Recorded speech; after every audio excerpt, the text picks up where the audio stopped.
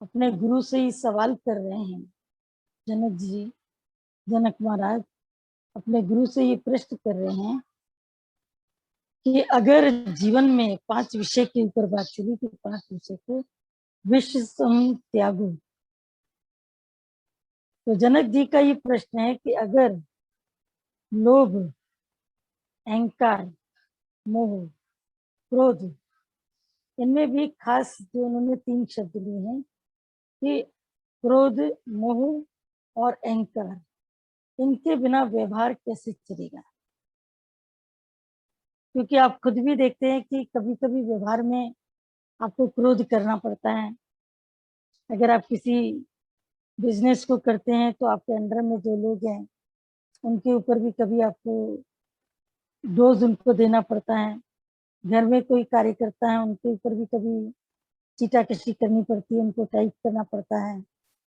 और अहंकार यानी कि मैं करता हूँ, यदि मैं नहीं हूँ तो काम कैसे चलेगा। तो ये तीनों के बिना व्यवहार कैसे चलेगा, ये जनक का प्रश्न है।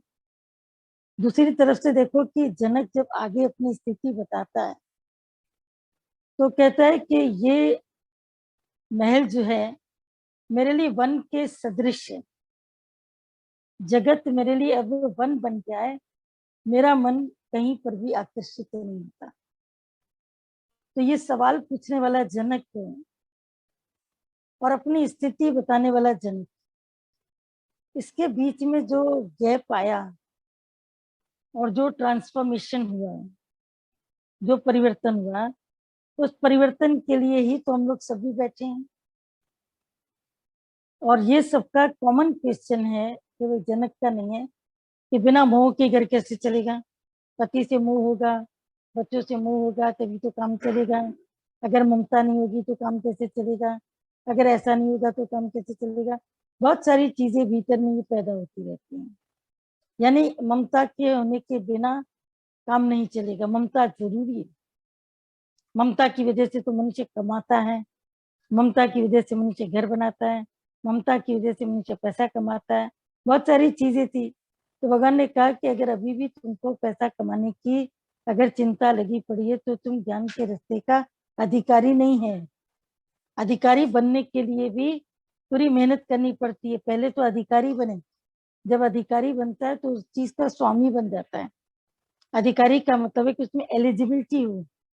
इंटरव्यू देने के लिए जाते हैं तो उस रिलेटेड इंटरव्यू से जो भी तुम्हारे क्वेश्चन होते हैं, जो भी क्वेरीज होती हैं, जो भी बुक्स होती हैं, बच्चे उसको पढ़ के जाते हैं इंटरव्यू की तैयारी के लिए।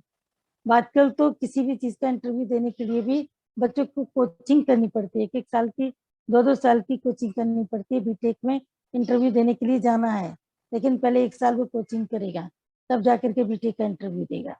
वो भी रैंक उसकी कौन सी आती है भगवान जाने, और कौन सी जगह पर उसको मिलता है, गवर्नमेंट है, प्राइवेट है, सेमी प्राइवेट है, या उसका नाम ही नहीं आता, ये भी एक अलग बात हो जाती है। यानी हर चीज की एक तैयारी है। तो जनक ने ऐसी कौन सी तैयारी करी कि पहले जिसके बिना वो रह नहीं पा रहा है और बाद में कह रहा है कि मेरे लिए पूरा महल अब ये वन के सदृश है, पूरा जगत ये वन के सदृश है। इस बीच में जो गुरु की मेहनत चली और जो जनक की मेहनत चली, ये दोनों बराबर है।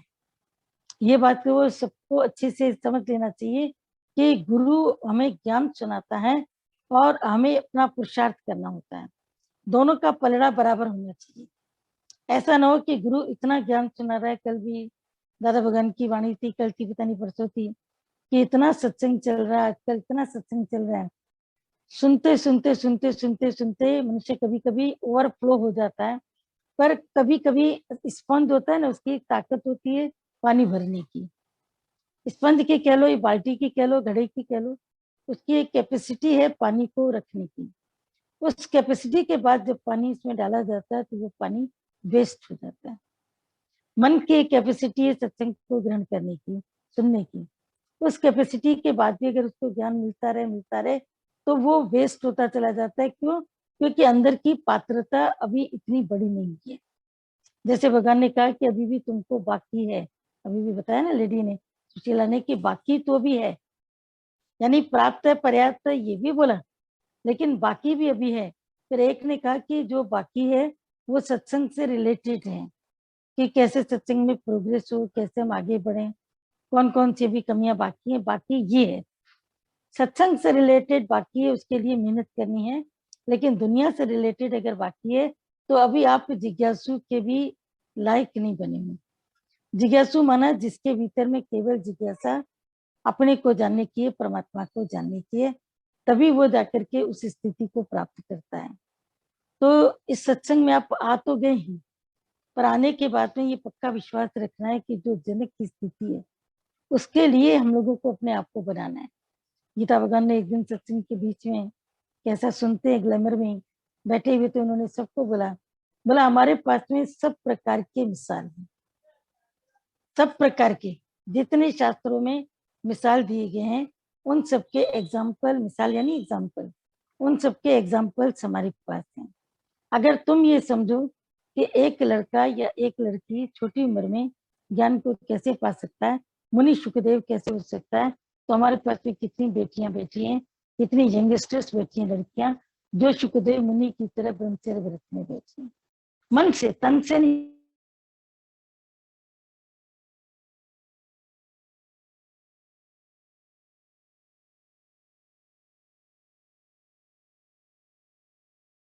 के आचरण में रहने, ब्रह्मचर्य में रहने से बाकी सब तुम्हारे जो दुनिया की चीजें सब तुम्हारी छूट जाएंगी।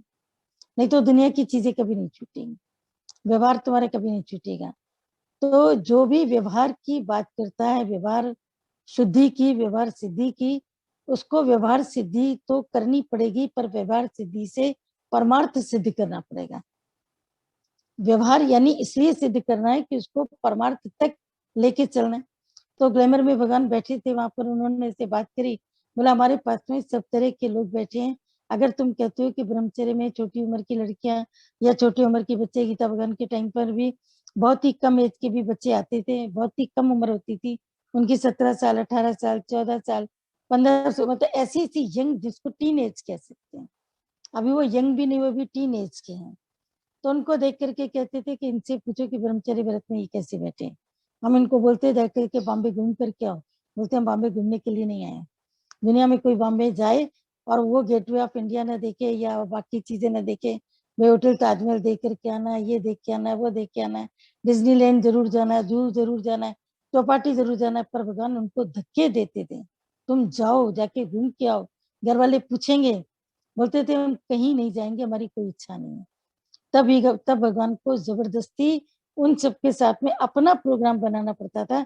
चलो तुमको हरे रामा हरे कृष्णा टेम्पल जो मशहूर है वो दिखा के आए, पहले जूहू पर चलो, वहां पे थोड़ी देर वॉक करते हैं, जूहू बीच को देखो, और उसके बाद में वहां भी चलते हैं। उनको जबरदस्ती बैंड स्टैंड बीच पे लेके जाते थे कि चलो बैंड स्टैंड बीच पर चल करके देखो, हीरो हीरोइनों के इतने बंगले बने पड़े हैं, लोग उनको ताकने के लिए नीचे से खड़े रहते हैं, उनकी गर्दन टेढ़ी हो जाती है, शाहरुख खान कब दिखाई देंगे, कब अपना हाथ हिलाएंगे। उसका 1 घंटा निर्धारित होता है अपने दर्शकों को समय देने का। बंगले की खिड़की खुलती है, वो ऊपर से हाथ हिलाता है और लोग देख करके सीटियां मारते हैं, अपना एंजॉयमेंट करते हैं, अपने को मतलब शो करते हैं कि हमें बहुत खुशी हुई।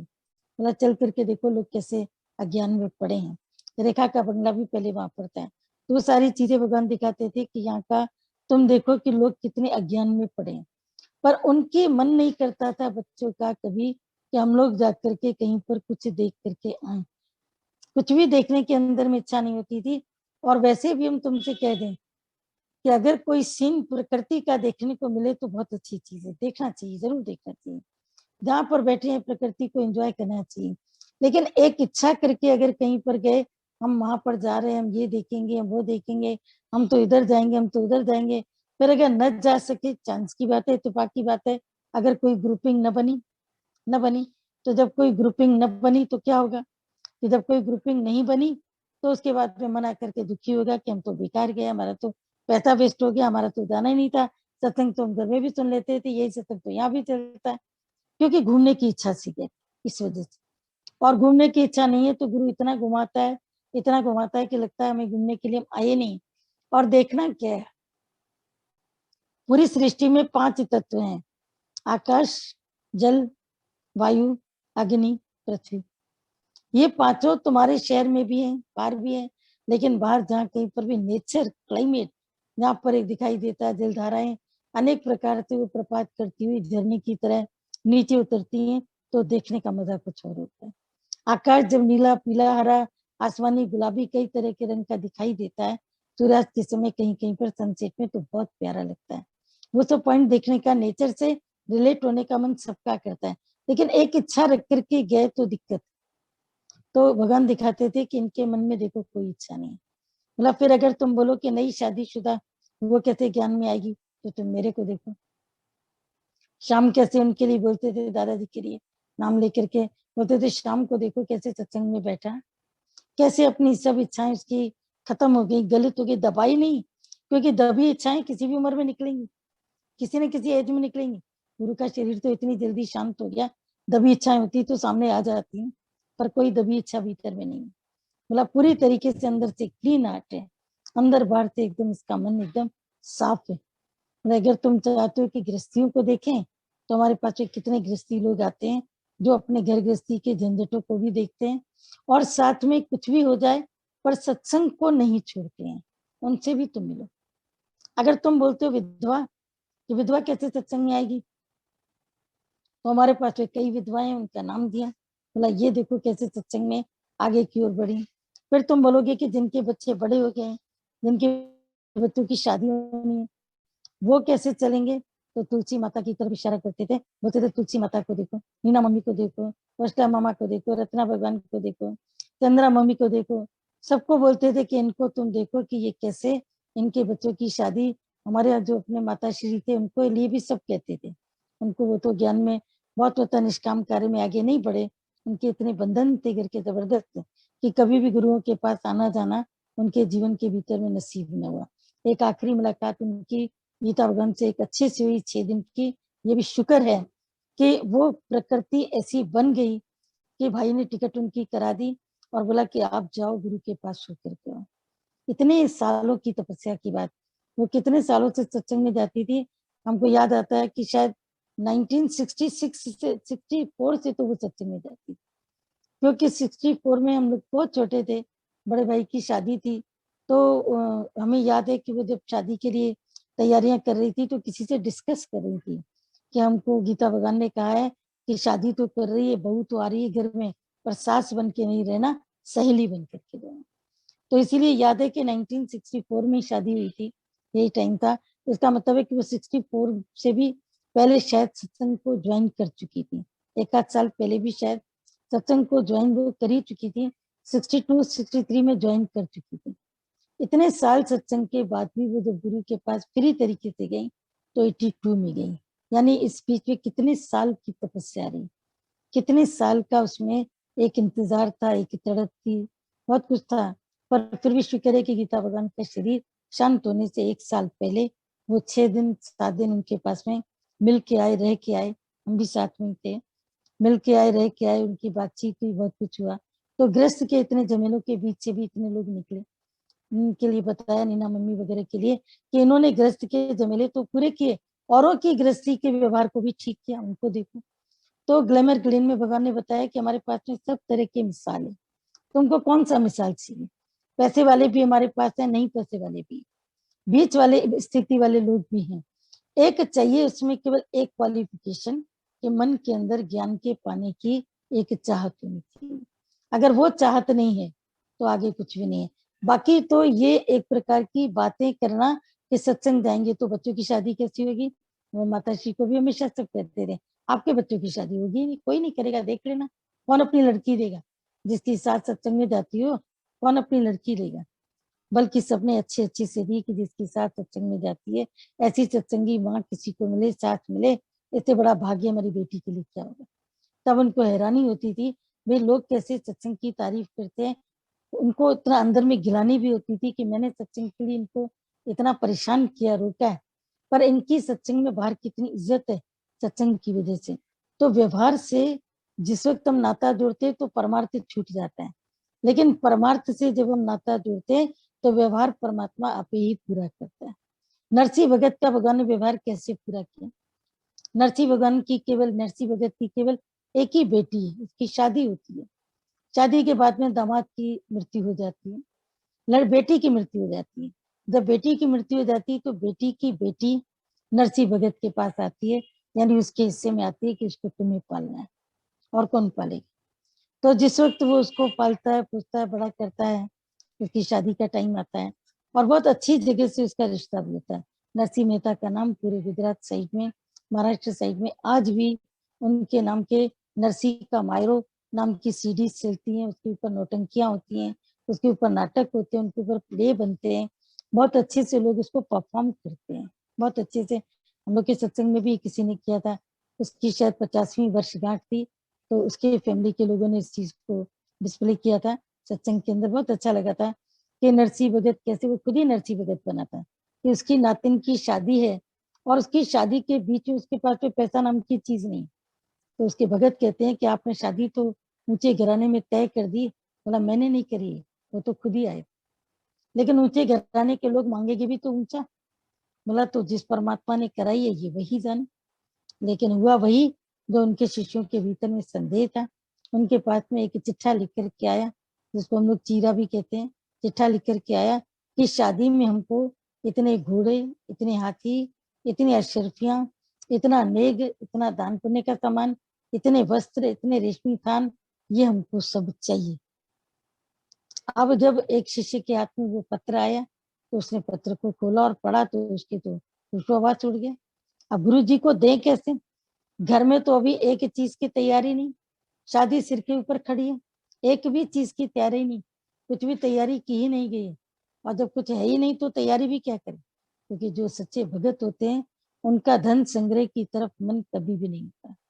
धन उनके पीछे भागता है पर वो उसका संग्रह नहीं करते। अगर आता भी है तो वो उस धन का इस्तेमाल ऐसे करते हैं जैसे समुद्र से सूरज पानी लेता है, समुद्र से सूरज पानी लेता है, लेकिन सूरज क्या करता है कि समुद्र का वही पानी बादल बनाता है, मीठा करता है, और मीठा करके फिर उसी धरती को मीठा करके वापस कर देता है।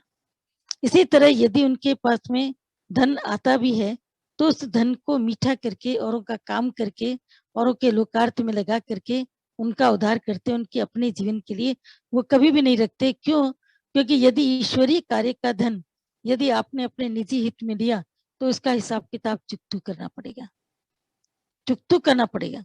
एक एक रुपए का हिसाब तुम्हें परमात्मा को देना पड़ेगा। इसीलिए उसमें व्यवहार में, सत्संग के अंदर जब आते हैं तो व्यवहार में इतनी शुद्धि रखनी है, इतनी शुद्धि रखनी है कि जो लोक कल्याण की हितार्थ अगर कभी कुछ धन मिलता है उसको वहीं पर ही इस्तेमाल करना है। निजी जीवन के लिए, जैसे लोकमान्य तिलक बैठ करके गीता लिख रहे हैं, कभी लोकमान्य तिलक की गीता भी पढ़ के देख रहे हैं, गीता लिख रहे हैं लेकिन मोमबत्ती की रोशनी में बैठ करके लिख रहे हैं। इतनी देर में उनसे एक सरकारी मुंसिफ मिलने के लिए आता है, गवर्नमेंट का आदमी मिलने के लिए आता है, तो उसने अपनी पहले जिस रोशनी में घर की बत्ती जली हुई थी, दिया सलाई, पहले मिट्टी के तेल वगैरह डाल के दिया सलाई जलाते थे ना, तो वो दिया सलाई उन्होंने जलाई हुई थी, इसमें काम कर रहे थे, उन्होंने उसको पहले फूक मार के बुझाया। फिर उसके बाद में अमुक व्यक्ति के आने पर दूसरी दिया सलाई जलाई और उससे बात करी। तो उसने कहा मुझे ये नहीं समझ में आया कि जब दिया सलाई जल ही रही थी तो आपने उसको मिटाया क्यों, उसको फूक मार के बुझाया क्यों, और ये दूसरी दिया सलाई क्यों जलाई। बोला देखो तुम सरकारी आदमी हो, तुम सरकारी आदमी हो, मेरे पास में सरकार की तरफ से प्रबंधन मिलता है, पैसा मिलता है निर्वाह के लिए, तो जो सरकारी कार्य से आता है उसके लिए मैं सरकारी दीपक जलाता हूँ, और जब मेरा निजी काम होता है तो मैं उसमें सरकारी पैसे का जरा सा भी इस्तेमाल नहीं करता, मैं उसमें निजी जीवन के कार्य से पैसा निकालता हूँ। अब जो एक दिया सलाई, एक दिए जलाने में, उस समय तो घी के दिए नहीं जलते थे, सबको पता है, मोमबत्तियां भी बहुत कम होती थी, तेल होता था सरसों का या होता था मिट्टी का तेल, मिट्टी के तेल से भी स्मेल बहुत आती थी, लेकिन फिर भी हम लोगों ने भी बहुत मिट्टी के तेल जलाए, दिए जलाए हुए थे, कोई बड़ी बात नहीं। कुप्पियां बनती थी, उसके बीच में पढ़ाई होती थी, बहुत कुछ हुआ था लाइफ में, तो वो भी अपने जीवन के भीतर में ऐसे होते थे। तो कैसे उन्होंने इस तरीके से लेकर के अपने जीवन को चलाया, तो इसने जीवन को चलाया। तो नरसिंह मेहता के भी जीवन के अंदर जब ये पूरा चीरा लिख करके आता है, आप लोग बीच में चैटिंग नहीं करो, कम करो तो ज्यादा अच्छा है। नरसिंह मेहता का जब पूरा ये जीवन का इसका आता है हिसाब किताब लिख के ये देना है, तो इसने देखा कि तो सब कुछ जो है, भगत ने आके पूछा कि भगत जी अभी आप इसका क्या करोगे, ये सामान कहाँ से लाओगे, और आपके चेहरे पर चिंता की एक लकीर नहीं। उसने उसको सब पढ़ के दिखाया, कि 20 हाथी चाहिए, 10 ऊंट चाहिए, 20 घोड़े चाहिए, इतने ये चाहिए, इतने ये चाहिए। उस समय का दहेज ये वाला होता था। सोना चांदी की अशर्फियां भी होती थी, पर साथ में ये भी एक दहेज देना पड़ता था। ये चल संपत्ति के रूप में कहा जाता था। तो नरसिंह मेहता ने कहा कि सबसे ऊपर क्या लिखा है? बोला सबसे ऊपर लिखा है 10 ऊंट। बोला उससे ऊपर क्या लिखा है? बोला उसके ऊपर लिखा है ओम नमो भगवते वासुदेवाय। तो बोला सबसे ऊपर क्या लिखा है? बोला ओम नमो भगवते वासुदेवाय।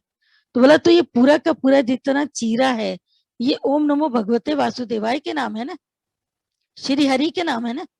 तो जब श्री हरि के नाम है, भगवते वासुदेवाय के नाम है, केशव के नाम है, नारायण स्वामी के नाम है, तो ये एड्रेस उसके, बोला नहीं एड्रेस इसके बाहर जो है वो आपका एड्रेस लिखा है। बोला बाहर का एड्रेस छोड़ो, जो चीरा लिखा है उसके ऊपर क्या लिखा है? बोला भगवान का नाम। बोला ये सब इंतजाम भी भगवान करेगा। सब शिष्य एकदम हैरान हो रहे थे, कोई हंसी मजाक करे, कोई इधर उधर ताका जाकी करे। बोला इनकी बदनामी क्या होगी? बदनामी तो हम लोग की होगी, हमने क्या किया? इनकी बदनामी तो, ये तो बदनामी से ऊपर है, लेकिन हमारी तो होगी बदनामी। उन्होंने अपना सिर छुपाने की कोई ना कोई जगह ढूंढ ली कि जैसे ही शादी का वक्त आएगा हम लोग सब तो इधर उधर कहीं ना कहीं पर भाग निकलेंगे, हम इनके सामने नहीं खड़े होंगे। पर आश्चर्यजनक बात तब हुई जब उसका ऐसा भात भरते हैं मारवाड़ी में, आपने देखा होगा कि भात भरने के लिए मामा आता है, मामा और मामी दोनों आते हैं, नहीं भाई आता है, भाई और बहन आते हैं। अब एक तरीके से उनकी बेटी की तो मृत्यु हो चुकी, बेटा तो कोई था नहीं, लेकिन खुद कहते हैं भगवान कृष्ण और रुक्मणी भात भरने के लिए आए, और वैसे ही भात भरा जैसे पल्लू आगे करके भाई बहन की बलैया लेते हैं, ये करते हैं वो करते हैं, सारा उसी प्रकार से नरसिंह मेहता ने कार्यक्रम पूरा किया।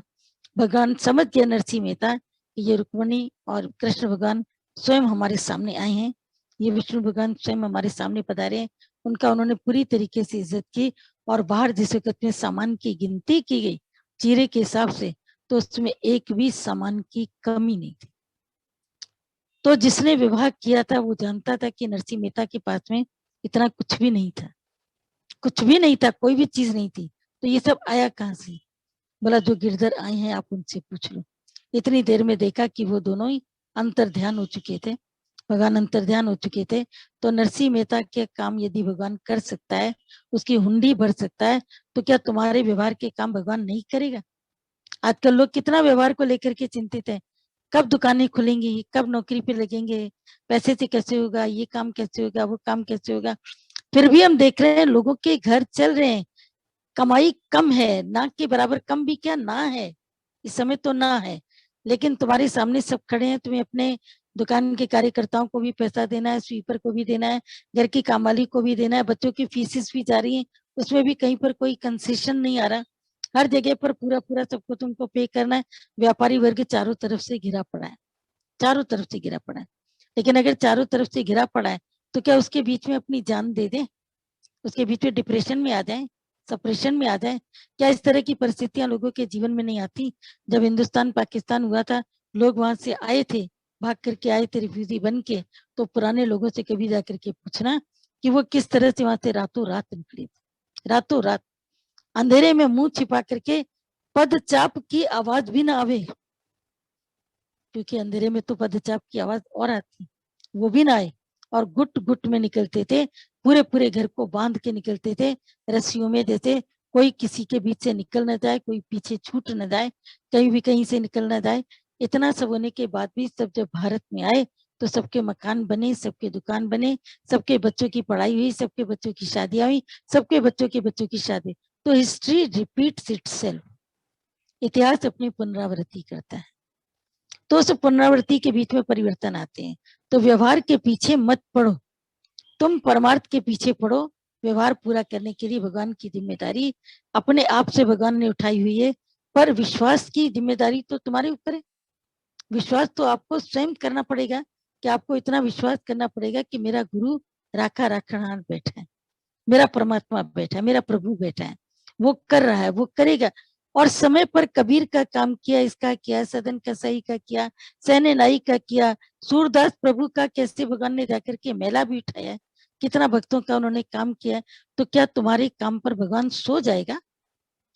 व्यवहार की बात भीतर में मत सोचो, लेकिन ये सोचो कि अभी वैराग्य इतना आया है, फिर भगवान ने दूसरी बात शुरू की कि अंदर में जैसे राजा भर्तृहरि को वैराग्य, उन्होंने वैराग्य शतक अपनी एक पुस्तक लिखी राजा भर्तृहरि की, जिसमें 100 बातें वैराग्य की है।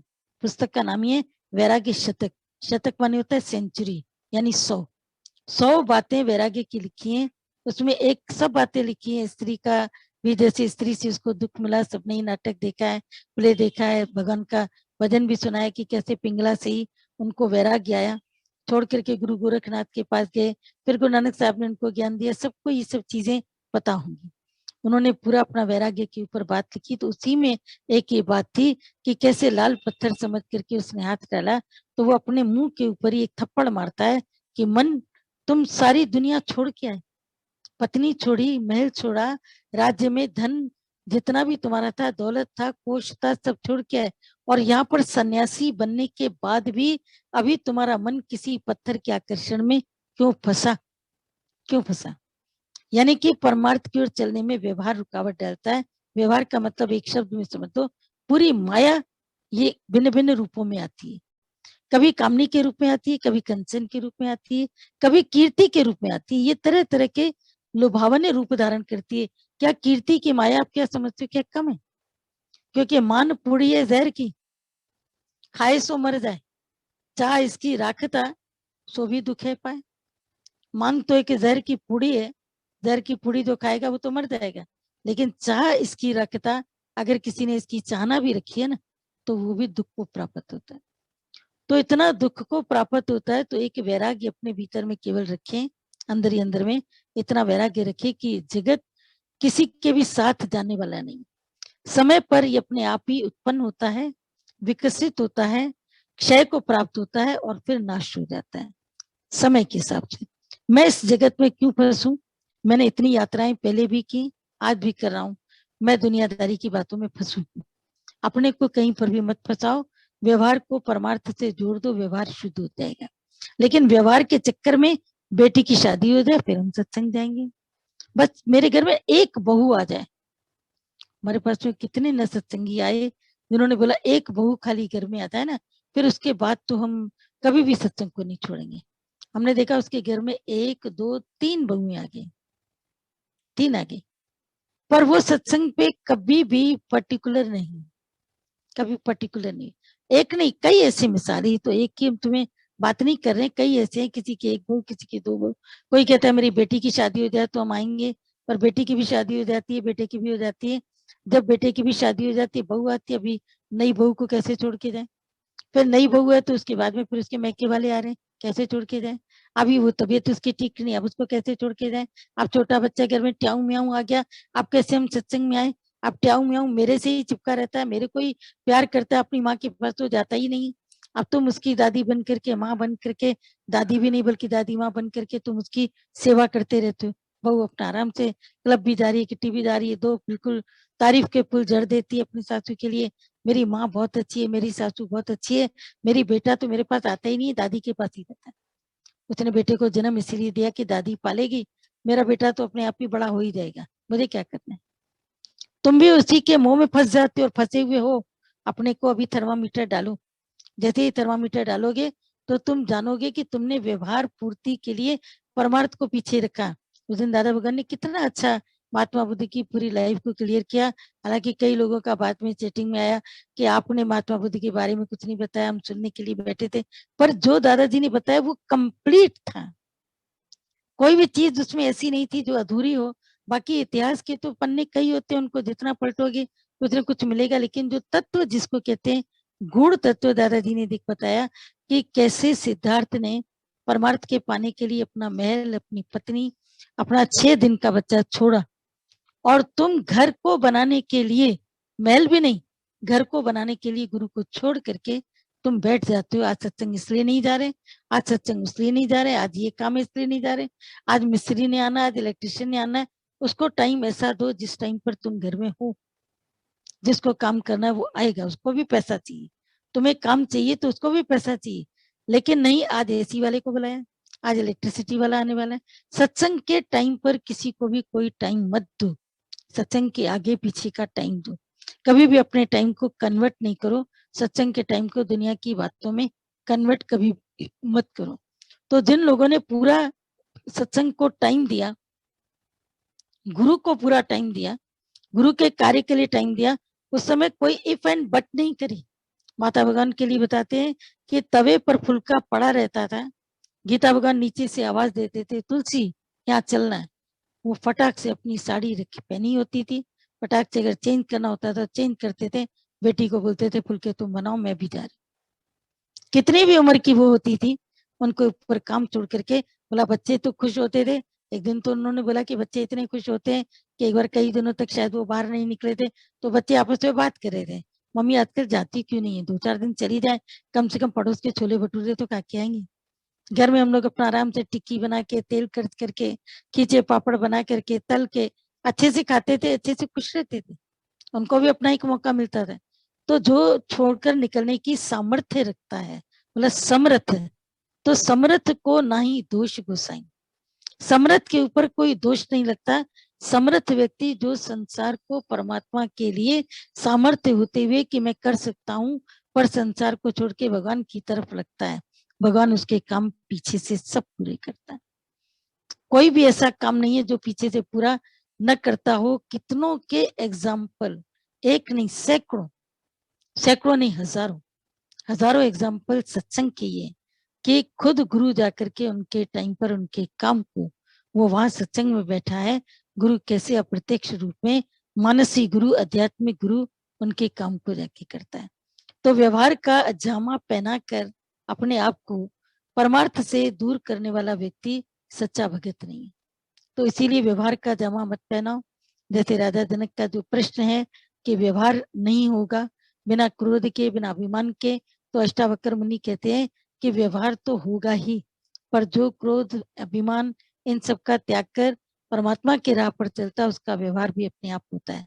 अब जब राजा जनक लौट करके आते हैं तो भी तो उनका पूरा व्यवहार हो रहा है, कि अष्टावक्र मुनि ने उनसे राज्य तो लिया नहीं, उनको वापस किया, बोला अब इस राज्य को तुम मेरा समझ करके करो। अभी तक तुम अपना समझ के करते थे ना, अब इस राज्य को तुम मेरा समझ कर करो कि मेरा है, तो उससे सुख दुख की भावना खत्म होगी। अब आज जब तुम समझते हो घर मेरा नहीं, घर प्रभु तुम्हारा है, अब तुम्हारा घर तुम चलाओ, तुम्हारे बच्चे तुम चलाओ, अगर बिगड़े तो तुम्हारे, संवरे तो तुम्हारे, भटके तो तुम्हारे, अगर अच्छे रहे तो तुम्हारे, हर चीज में तुम्हारे, जैसी तेरी मर्जी, जैसी तेरी मर्जी, तुम्हारे ऊपर दुनिया के ताने आएंगे। तुम सत्संग जाती थी ना तभी ऐसा हुआ, लेकिन जो माई घर पर बैठी होती थी उनके बच्चे क्या नहीं भागते, उनके बच्चे क्या अपने अलग करो। आजकल दुनिया की रविश ऐसी चली पड़ी है, एंड्रॉइड ने लोगों के दिमाग को बिल्कुल खाली करके रखा है, एकदम चौपट कर दिया है। एंड्रॉइड में बच्चे इतनी चीजें देखते हैं, इतना सब कुछ देखते हैं, उनका दिमाग खराब लगा पड़ा। तो क्यों एंड्रॉइड छोटे छोटे बच्चों को लेके देते हो, लेकिन बच्चे जिद करते हैं, मोह उनको लेकर के भी देता है। पर व्यवहार को परमात्मा के ऊपर छोड़ो, उसको बनाना है तो बनाएगा। एक विश्वास रखो, तो दाने अल्लाह जाने, तुम जानो भगवान जाने, परमात्मा तुम जानो, तेरा काम जाने, मैं अपने व्यवहार की चिंता क्यों करूं, क्योंकि मैं जब तू बन गया, तो मैं अब तू बन गया, तो अब उसके बाद में कोई झगड़ा ही नहीं बना। जब तक मैं और तू था तो भगवान तुमने ये नहीं किया, तुमने ऐसा नहीं किया, तुमको ये करना चाहिए था, तुमको ये करना चाहिए था। अब तुम्हारे मुंह से ऐसा कभी नहीं निकलेगा।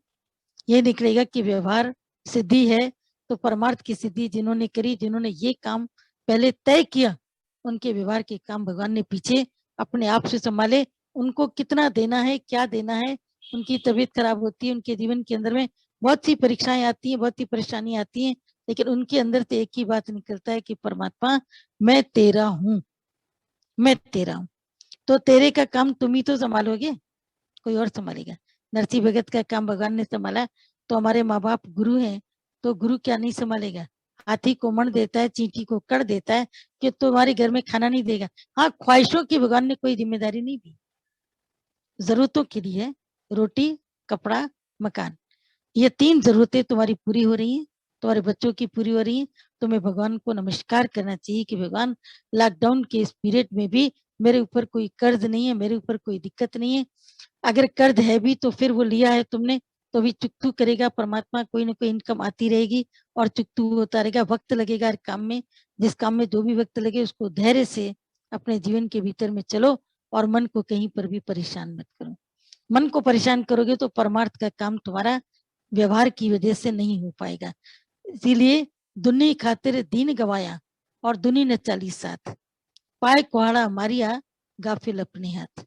दुनी, दुनी माने दुनिया, दीन, दीन माने परमात्मा। दुनी खातिर दीन गवाया, पर दुनी ने 40 साथ। अभी साथ में कोरोना में जितने लोग गए, तुमने कितनों को देखा और कितनों को देख रहे हो, और न जाने कितनों को देखना भी बाकी है, कितनों को देखना बाकी है। तुम सबके जीवन की कथाएं, कहानियां, दुख गम सब तुम सुन रहे हो, लेकिन उनके साथ में दुनिया में गया कौन? सगा भाई, सगी बहन, अपना बेटा, अपनी बेटी, दूर दूर सब खड़े रहेंगे, सब दूर दूर खड़े रहे।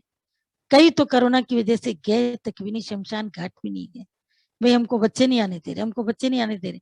लेकिन उनके अपने घर में कुछ हो जाता है तो बच्चे खुद ही उनको छोड़ाते। घर में अगर कोई दिक्कत होती है ना, तो बच्चे बोलते हैं चलो दादी, चलो मम्मी, एक हमारे आती है सत्संग में, क्या किसी की डेथ हो गई, हमने कहा भाई तुम नहीं जाओ, तुम ऑलरेडी इतने वीक हो, एजेड हो, सीनियर सिटीजन हो। नहीं नहीं, बेटा जा रहा है गाड़ी से, बेटा कह रहा है मम्मी मैं तुमको लेके जा रहा हूँ। पर ये सत्संग के लिए अगर तुम्हें कहीं निकलना हो, किसी सत्संगी के पास में, ऐसे सत्संगी भी हैं, हम नाम नहीं लेंगे, ऐसे सत्संगी भी हैं कम से कम, जो इस समय कोरोना के दौर में भी कोरोना पेशेंट्स के घरों तक में भी जा रहे हैं और उनकी पूरी जाकर के देखभाल भी करके आ रहे हैं। उनको क्या चाहिए, उनको क्या देना है, उनको क्या पहुंचाना है, किसी न किसी जरिए से उनका काम करे। खाली फोन करके हेलो हाय क्या हाल है, अभी ये कैसी है, वो कैसी है, फोन से किसी के काम नहीं होते, सामने जाना पड़ता है, सामने का कार्य देखना पड़ता है, सामने उसको मदद करनी पड़ती है। मदद के हाथ दो तुम बढ़ाओगे तो 100 हाथ पीछे से आएंगे, पीछे से आएंगे। लेकिन इस वक्त में कोई तुम्हारे साथ नहीं है, कोई तुम्हारा साथ नहीं देगा। तो जब कोई तुम्हारा साथ नहीं देगा तो तुम किसके व्यवहार की बात करो, किसकी चिंता करो? बच्चों की शादी, बेटी की शादी, इसकी पढ़ाई, उसकी पढ़ाई, इसके लिए इतना जमा कर लें, इसके लिए इतना जमा कर लें। अभी एक ही मिसाइल चले, एक ही बम ब्लास्ट हो, तो जितना तुमने पैसा जमा किया वो तो सब खत्म है।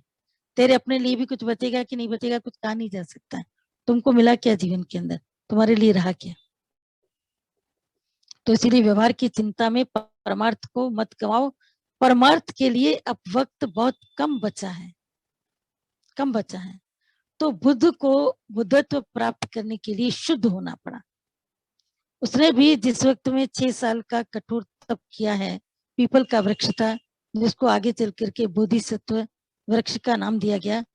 बोध गया में कभी आपका जाना हो, क्योंकि कई लोग जाते हैं ना गया जी, गया जी में हमारा सत्संग भी होता है, सत्संगी वो भी शायद सत्संग में होगी भी।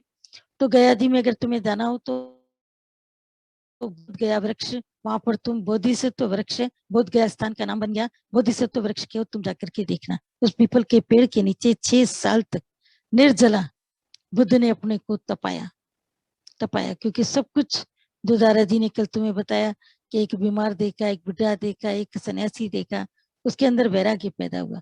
पर दादाजी ने यह भी पूछा कि तुमने कितने बुढ़े देखे हैं, कितने सन्यासी देखे हैं, कितने बीमार लोग देखे, तुम्हें वैराग्य क्यों नहीं आता? क्योंकि बुद्ध का हृदय इतना करुणा से भरा हुआ था, वो कोई दुख देख नहीं सकते थे। तभी उन्होंने खोज चालू करी, अंतस की खोज।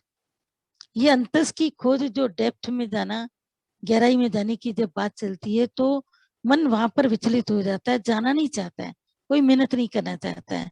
पर जिसका मन खाली हो जाता है संसार की बातों से, उसके पास में कोई और काम नहीं बचा, तो वो अपने से मेहनत करता है, अपने अंतस की खोज में जाता है।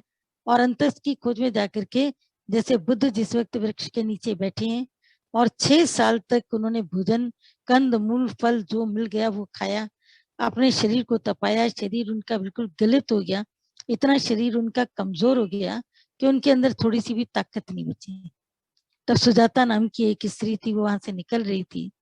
जिस वक्त वो निकल रही थी, उसने बुद्ध के लिए सुन रखा था, नाम तो भी इनका सिद्धार्थी था, बुद्ध नाम तो था ही नहीं, सुन करके रखा हुआ था कि यहाँ पर एक सन्यासी बैठा है जो कुछ भी अन्न जल ग्रहण नहीं करता है।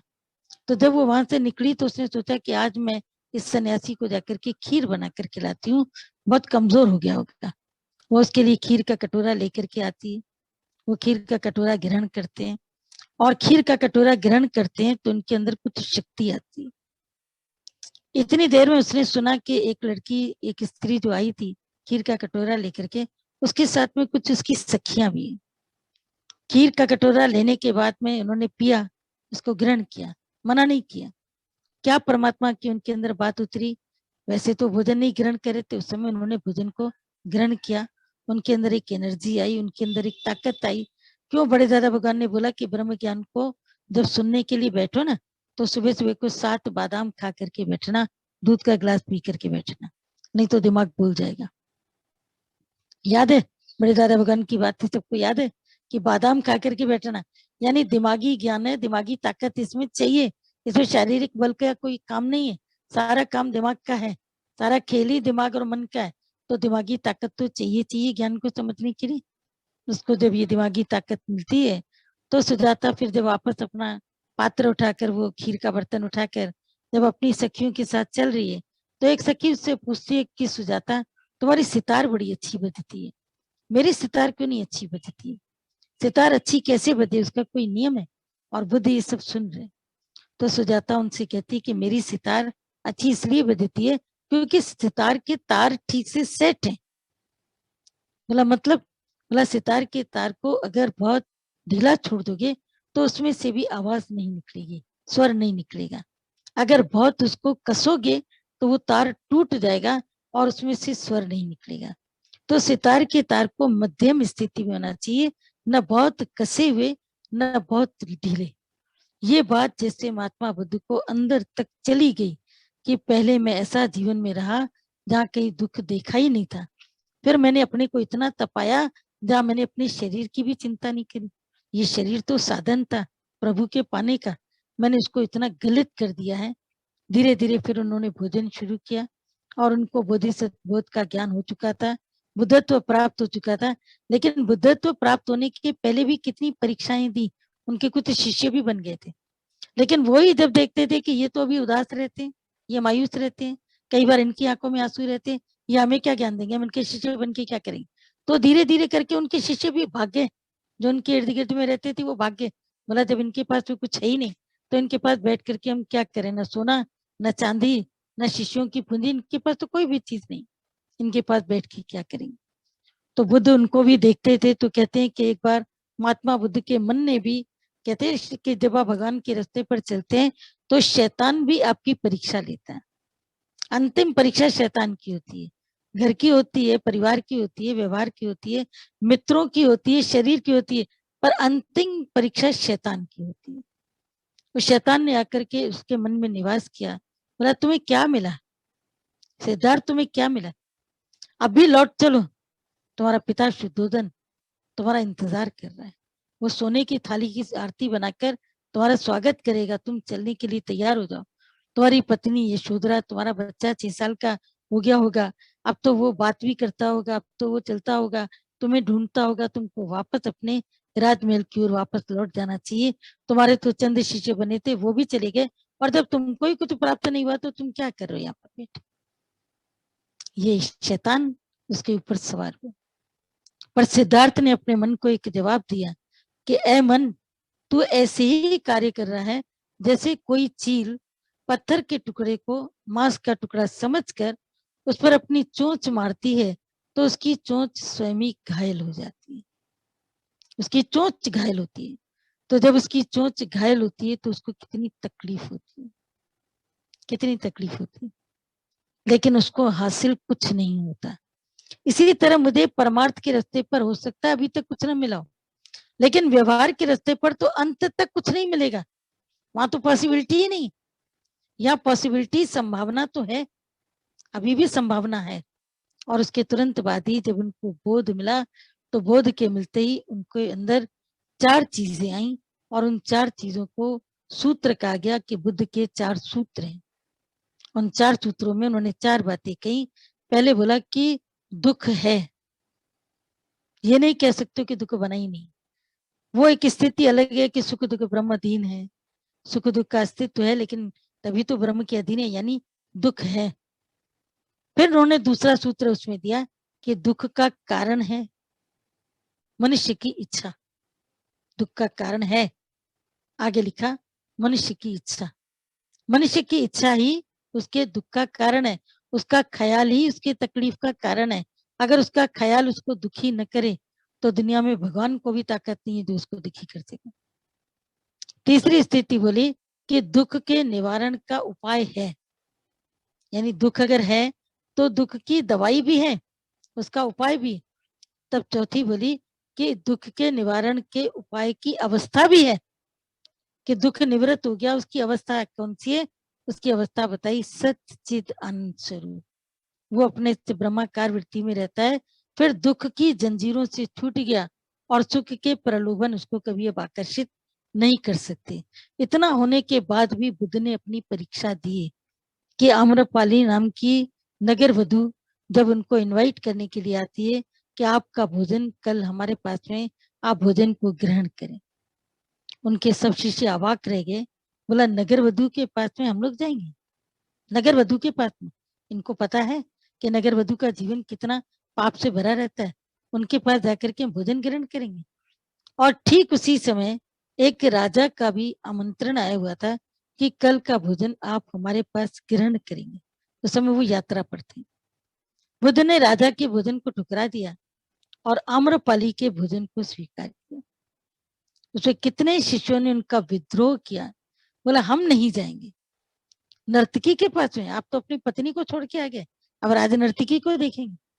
क्योंकि बोलने वालों की जबान पर कांटा नहीं होता है, उनको जब बोलना होता है ना, भले ही क्रोध में कितनी भी श्रद्धा क्यों ना हो, जब अपने अंदर में कोई दिक्कत होती है ना, कोई बात छिपी होती है, वो जबान से निकलती है तो कांटे की तरह दूर तक जाती, दूर तक उसके निशान बनते हैं। लेकिन जो मुंह से निकली हुई बात है वो कभी भी वापस नहीं आती है। जबान से निकली बात, कमान से निकला तीर, ये कभी वापस नहीं आता। दोनों चीजें कभी वापस नहीं आती। कमान से तीर निकल गया और जबान से शब्द छूट गया, ये दोनों कभी वापस नहीं आएंगे। क्योंकि हलक से निकली तो खलक में गई। खलक माने जनता, प्रजा, सुनने वाले लोग, लोग हलक से तुम्हारे निकल गई। अब लोग उसका कोई भी मतलब निकाले, कुछ भी मतलब निकाले, लेकिन बुद्ध ने उनकी बातें सुनी। बोला मेरा ये तय है कि मैं कल भोजन आम्रपाली के पास ग्रहण करूंगा, तुम्हें अगर न चलना हो तो तुम अपनी व्यवस्था स्वयं करो। अब मरते क्या न करते, हजारों की तादाद में होते थे, सैकड़ों हजारों, इतनों का भोजन कहाँ से मिलेगा, कौन सी जगह से मिलेगा? बुद्ध के पीछे पीछे चले, आम्रपाली के पास गए, आम्रपाली का नृत्य देखा है, आम्रपाली के साथ बैठे हैं, बातचीत करी है, भोजन को ग्रहण किया है, और फिर एकदम से निर्वासनिक होकर वहां से निकल चुके हैं। तो उनका प्रिय शिष्य जो आनंद है, जो उनका कजिन ब्रदर था देवदत्त, हंस वाली कहानी याद होगी, यही आगे चल करके उनकी शिष्यता लेता है। जो उसका परम दुश्मन था वही उसका परम प्रिय शिष्य बन जाता है। आनंद उसका वो नाम रखते हैं कि अब तेरा नाम आनंद है। तो आनंद जो है जिस वक्त उनसे प्रश्न करता है कि आप आम्रपाली के पास जाकर के आपने क्या लिया, मतलब क्यों चले आप उसके पास में? बोला मैं केवल अपने मन की परीक्षा के लिए चला, कि यशोधरा को छोड़ देने के बाद भी कहीं मेरा मन अभी किसी चीज में अटकता तो नहीं। बिल्कुल क्लियर, इतना गुरु कौन क्लियर होकर के अपने मन की बात करेगा, और वो भी अपने सुनने वाले से बिल्कुल क्लियर उसने बात करी। मैं अपने मन को परखना चाहता था कि कहीं मेरा मन अभी भी किसी यशोधरा को तो नहीं ढूंढ रहा, लेकिन मैंने अपने मन को इतना स्थिर पाया, इतना स्थिर पाया कि मेरा मन कहीं भी किसी में भी किसी भी जगह पर आकर्षित नहीं है। तभी कहते हैं कि बुद्ध बनने के लिए पहले शुद्ध बनना पड़ता है, अंदर की शुद्धता आती है, तभी बुद्धत्व का जन्म होता है। और बुद्धत्व का जब जन्म होता है, इसका विकास होता है, तो उस समय हमको परहेज के किले में रहना पड़ता है, गुरु के ज्ञान के परहेज के किले में। क्योंकि बुद्धत्व अंदर आ तो रहा है, पनप रहा है, लेकिन परहेज का किला अगर नहीं मिला उसको, दुनियादारी के संग में रहा, तो धीरे धीरे करके ये बुद्धत्व भी फिर वापस शांत हो जाता है, अंदर जाके विलीन हो जाता है। इसीलिए परहेजगारी का लिबास ये संतों का एक प्रकार का उनकी शान है कि वो परहेजगारी के लिबास में रहते हैं, ये इनकी शोभा है। परहेजगारी का लिबास उनकी शोभा है, वो उस शोभनीय वस्त्र का कभी त्याग नहीं करते, परहेजगारी के लिबास में रहते हैं। बहुत से उनके जीवन के एपिसोड्स हैं, एक नहीं कई है। जिस वक्त अपने घर में भिक्षाटन के लिए जाते हैं महल में, तो पिता शुद्धोधन उसे पुत्र करके संबोधित करते हैं, वत्स पूरा राज सिंहासन तेरे लिए खाली रखा है, इशारा करते सिंहासन की तरफ। तो बुद्ध उनसे कहते कि वत्स, मैं किसका वत्स? बोला मेरा, तुम सिद्धार्थ हो मेरे बेटे, मैं तेरा पिता। बोला कौन पिता? बोला मैं तेरा पिता। बोला मेरा कोई पिता नहीं, मेरा कोई पिता नहीं। हम सब पिता को भी ज्ञान दिया। बोला हम सब यात्री हैं इस रास्ते के, और सब चौरास्ते पर मिले हैं। चौरास्ता समझते ना, कि जो क्रॉसिंग होता है बीच का चौराहा, जहाँ पर रेड तुम्हारी लाइट होती है, तो रेड लाइट होती है, फिर ग्रीन तुम्हारी येलो होती है, ग्रीन होती है। हम सब चौरास्ते पर मिले हैं, कुछ पल के लिए, कुछ सेकंड के लिए, पर जैसे ही हमारी बत्ती जलती है तो हम अपने गंतव्य स्थान की तरफ चल देते हैं। ग्रीन लाइट जलती है तो क्या करते हैं, जिसको बाएं जाना बाएं जाएगा, दाएं जाना दाएं जाएगा, सीधे जाना, यानी जिसकी जहां पर गोल है जाने का, जिसका जहां पर, वो उस जगह पर जाता है। बस इसी तरीके से हम और तुम भी पिता पुत्र के संबंध की तरह एक चौरास्ते पर मिले। आपके द्वारा मेरा जन्म हुआ, लेकिन अब मेरा कोई पिता नहीं, कोई मेरी माता नहीं। सारी दुनिया मेरी पिता है, सारी दुनिया की माएं मेरी माएं हैं, सब मेरे भाई हैं, सब मेरी बहनें हैं। मैं जीवन के दौर में कहीं पर भी अकेला नहीं। तो ये जो स्थिति उनकी बनी, तो बनती गई बनती गई बनती गई। अष्टांग योग उन्होंने दिया कि अष्टांग योग, और फिर कैसे उन्होंने साथ में ये भी कह दिया कि बिना ध्यान के तुम कभी भी ज्ञान को जान नहीं पाओगे। अगर बुद्ध की बातें सुनो और दादा भगवान की बातें सुनो तो तुम्हें सिमिलर क्या सेम सी लगेंगी। और कभी कभी दादाजी भी जब आराम से बैठे होते हैं पालती मार करके, और पालती मार के कई बार अपने पलंग पर बैठते हैं, कई बार तुमने देखा होगा हाथ आगे की ओर होते हैं, तो तुम अगर गौर से देखोगे कि जब वो शांत है तो तुम्हें संपूर्ण बुद्धत्व के दर्शन वहां पर हो जाते हैं। किसी दूसरे बुद्ध के दर्शन करने की हमको जरूरत ही नहीं पड़ती। बुद्ध की तरह से एकदम शांत चेहरा। बुद्ध ने कहा कि घृणा को घृणा से तुम नहीं धो सकते हो। क्या दादाजी ने हम लोग को ये पॉइंट नहीं बताई? बुद्ध ने कहा कि कुश, कुश यानी घास, घास एक किस्म की जो घास होती है जिसको ये सन्यासी लोग लेके चलते हैं, कुश की गद्दी बनाकर उसी के ऊपर वो बैठते हैं। कोई ये कॉटन की या कपड़े का वो सामान नहीं उठाते, कुश, क्योंकि कुश पानी को जल्दी सूख लेता है और किसी तरह की गंदगी को भी नहीं समेटता। हवा में इसकी गंदगी ऑटोमेटिकली, कुश से ज्यादा हाइजीनिक दूसरा कुछ नहीं होता है। बोला कुश को भी अगर तुम जोर से हाथ में पकड़ोगे तो ये तुम्हारी उंगली में छेद कर देगा। यानी घास की नोक अगर उंगली में जाएगी तो ये उसमें भी तो छेद कर देगी। इसी तरह से तुम किसी भी वस्तु को जोर से पकड़ोगे, ये अंत में तुमको तकलीफ दे करके देगी।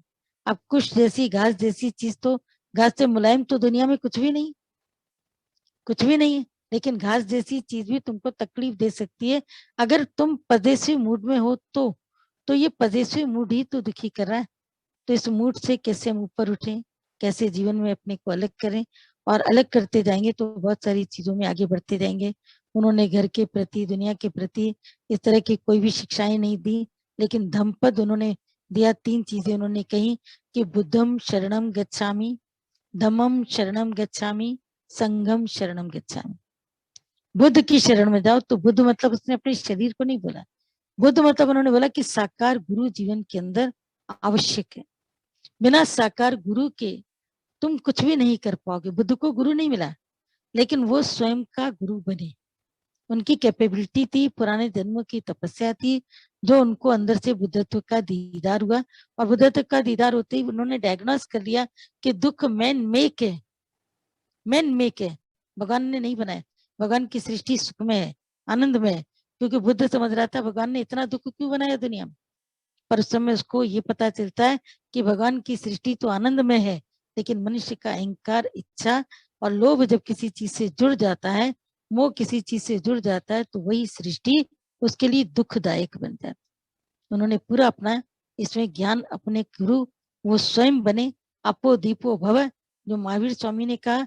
दोनों की शिक्षाओं में बहुत समानता है, दोनों समकालीन भी है। महावीर जी, अभी पीछे महावीर जयंती थी, थोड़ा ही टाइम पहले उसको भी थोड़ा ही टाइम हुआ। दोनों का यह काल एक ही रहा है, मृत्यु का काल भी लगभग लगभग बराबर का रहा है, या 1-2 साल का फर्क ही रहा है, इतना ज्यादा। तो बुद्धम शरणम गच्छामि, बोध यानी कि ज्ञान की शरण में जाओ। धम्मम शरणम गच्छामि, तो लोगों ने इसका मीनिंग निकाल दिया उल्टा कि धर्म की शरण लो। हिंदू धर्म, पंजाबी धर्म, सिख धर्म, बुद्ध धर्म, कोई ना कोई धर्म की शरण लो। नहीं, धम्मम, धम्मम उनकी पुस्तक का ज्ञान शास्त्र, जैसे हमारी गीता शास्त्र है, बाइबल शास्त्र है, कुरान शरीफ शास्त्र है, ग्रंथ साहब शास्त्र है। उसी तरह बुद्धिस्ट का धर्म धम्मम, उसका नाम है धम्मम। तो धम्मम ग्रंथ उनका ग्रंथ है, ग्रंथ का नाम है। इसकी तुम शरण लो, यानी तुम्हें शास्त्रों की भी शरण लेनी पड़ेगी। साकार गुरु चाहिए, फिर ज्ञान। यहाँ पर धम्मम का मतलब ज्ञान है। तुम्हें ज्ञान की शरण लेनी पड़ेगी, पहले गुरु की शरण लो, फिर ज्ञान की शरण लो। फिर तीसरा बोला संघम शरणम गच्छामि, यानी जहां पर भी तुम रहते हो, संघ, यूनिट, ऑर्गेनाइजेशन। आप बोलोगे हमारे सत्संग की तो कोई ऑर्गेनाइजेशन है ही नहीं, नहीं है, सच में नहीं, फिर भी ऑर्गेनाइज चलता है, फिर भी अच्छे से अच्छा चलता है। तो ऑर्गेनाइजेशन नहीं है, तभी भी तुम सत्संग के रास्ते पर तुम चलते हो, कार्य करते हो, तुम्हारा जीवन चलता रहता है, जीवन चक्र चलता रहता है। तो संगम शरणम गच्छामि, यानी कि यूनिट के भीतर रह करके भी काम करो। अभी आजकल तुम देखो बुद्धिस्ट कितने बढ़ गए हैं, कितने बढ़ गए हैं संख्या में, क्योंकि चाइना और जापान में एक परंपरा है कि उनके चाइना में तो तुम देखो बच्चों की संख्या कितनी होती है, एक एक परिवार में एक ही टाइम पर 3-3 बच्चे हैं, एक ही टाइम पर 2-2 बच्चे हैं। वो जब उनके डबल और ट्रिपल देखते तो लगता है भाई इतनी बड़ी ये कैसे दुनिया संभालते हैं। खैर वहां पर उनके पास पैसा भी बहुत है, उनका मैकेनिज्म भी बहुत तेज है, इलेक्ट्रॉनिक दिमाग भी उनका बहुत तेज है, पढ़ाई लिखाई वहां पर कम है, लेकिन व्यवहार उनका, पैसा कमाना ये बहुत ज्यादा है, फाइनेंशियल काफी स्ट्रांग है।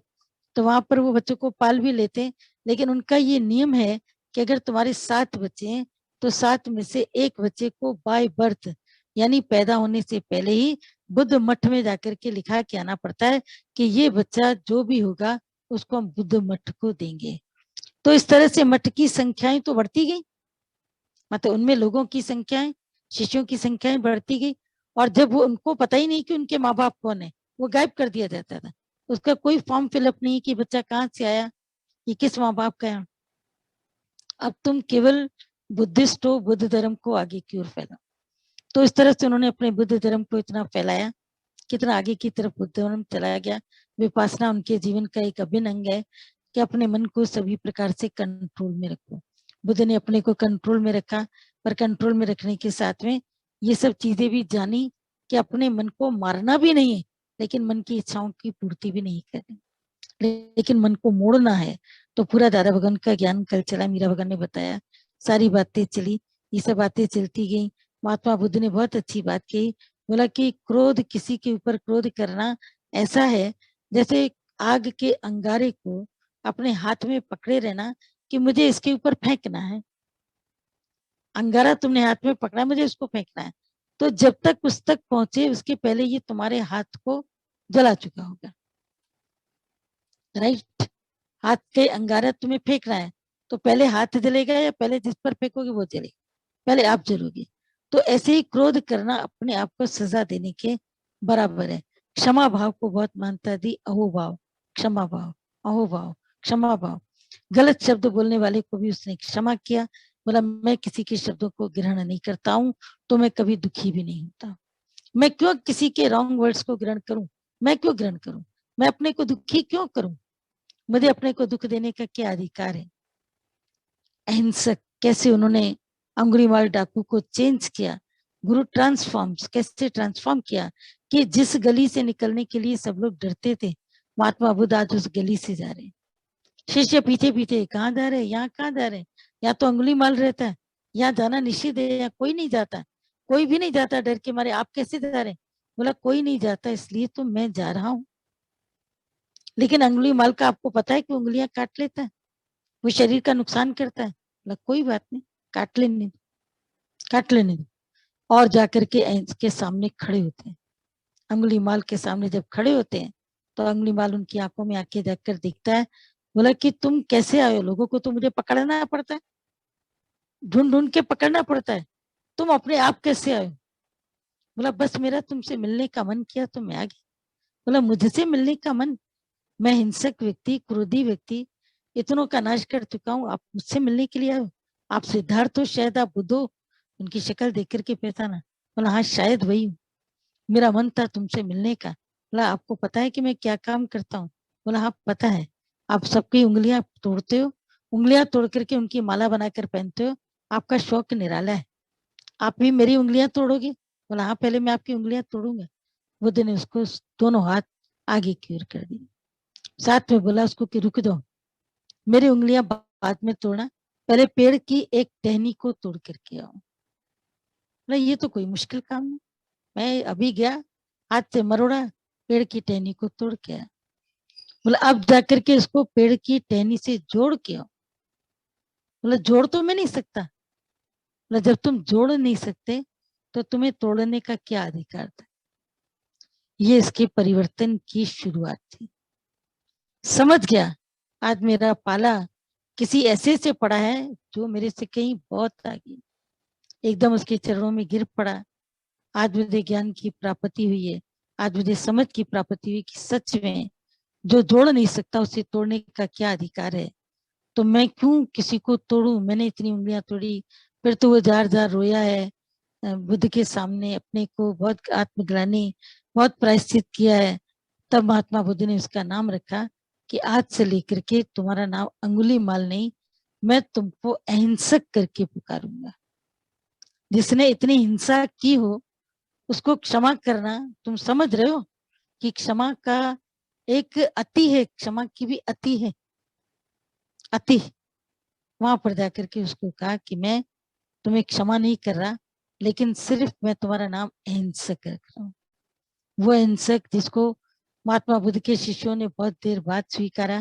पहले डरते थे, इसके पास जाते नहीं थे, बात नहीं करते थे, मिक्सअप नहीं होते थे। धीरे धीरे करके उनसे बात करने लगे और अहिंसक का भी जीवन कितना बदल गया। अंगुली माल से वो अहिंसक बन गया। तो कैसे ज्ञानी बोध देते हैं, ज्ञान देते हैं और ज्ञान देकर के हमको ज्ञान की स्थिति पर खड़ा कर। ठीक है।